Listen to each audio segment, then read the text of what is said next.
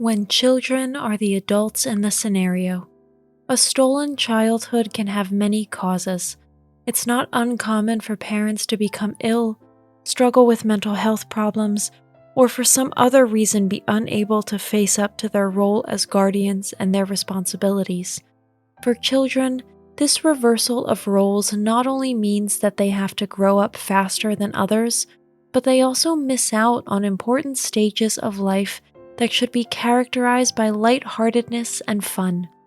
Being able to devote themselves wholeheartedly to playing with their peers is a luxury they have never known, and one that is difficult to make up for in later years.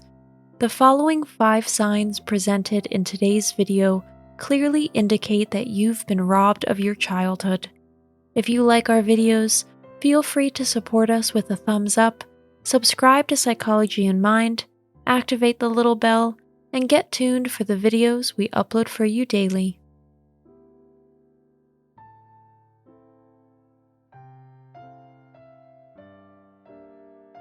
Number 1. You often had to play the mediator.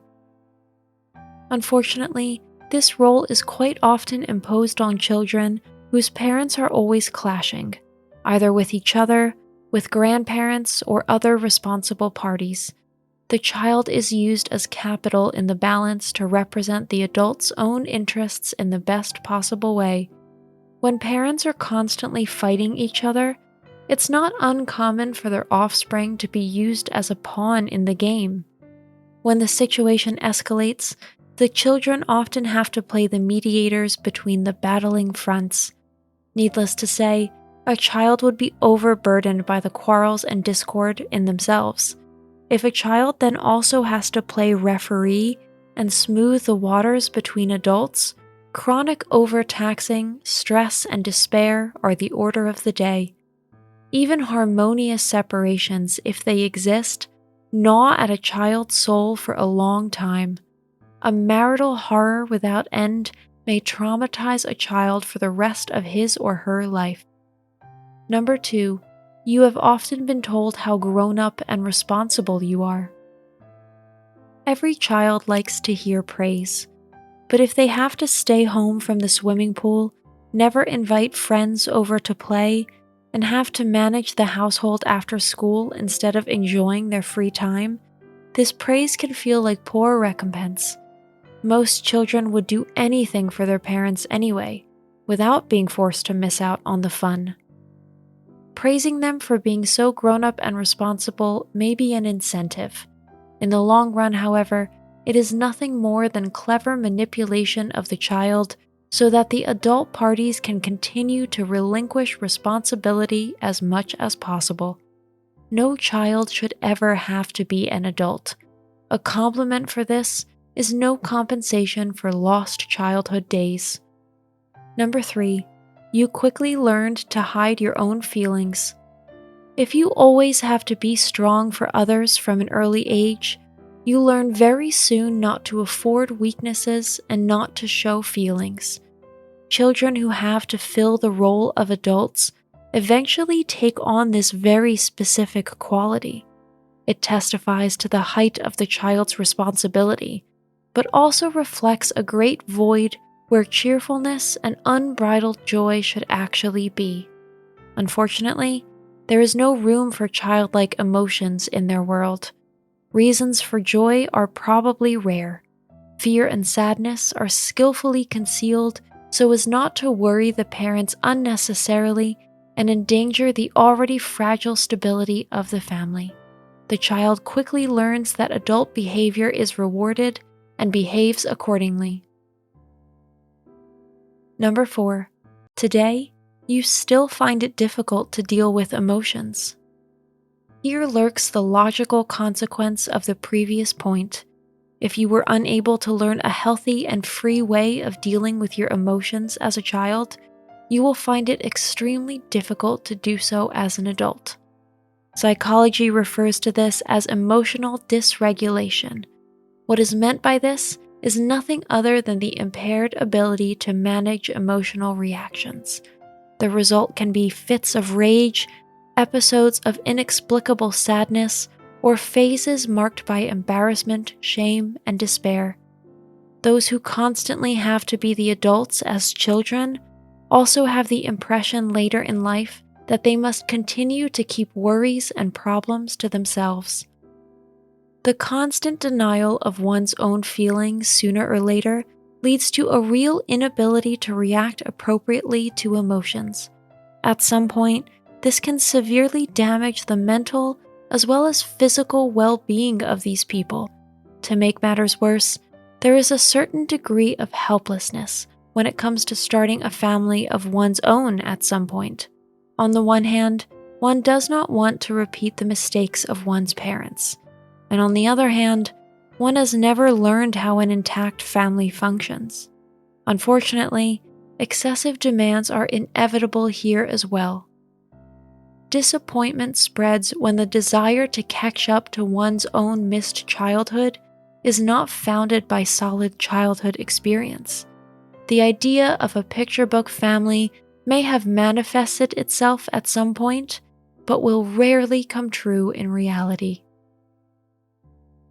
Number 5. Looking back, you were always more mature than your parents.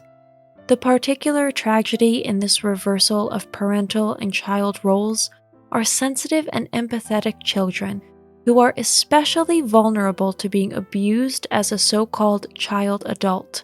They find it particularly easy to recognize the distress of others and the need for action, which can be a good thing. On the other hand, of course, they also find it much more difficult to distance themselves or to say no once in a while. They define their value very strongly by how well they succeed in helping their parents in taking care of everything and keeping the family going. Unfortunately, this dynamic never stops. If now, as an adult, you still feel like the guardian of your parents, then the reasons for this lie very far back in your personal history. Simply letting go and withdrawing from this responsibility is something the fewest people succeed in doing.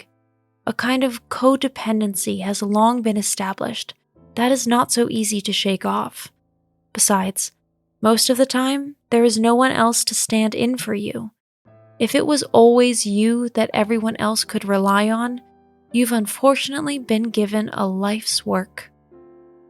Today's conclusion: you can't quit the family. The tragedy of a stolen childhood has many sides. On the one hand, it can never be made up.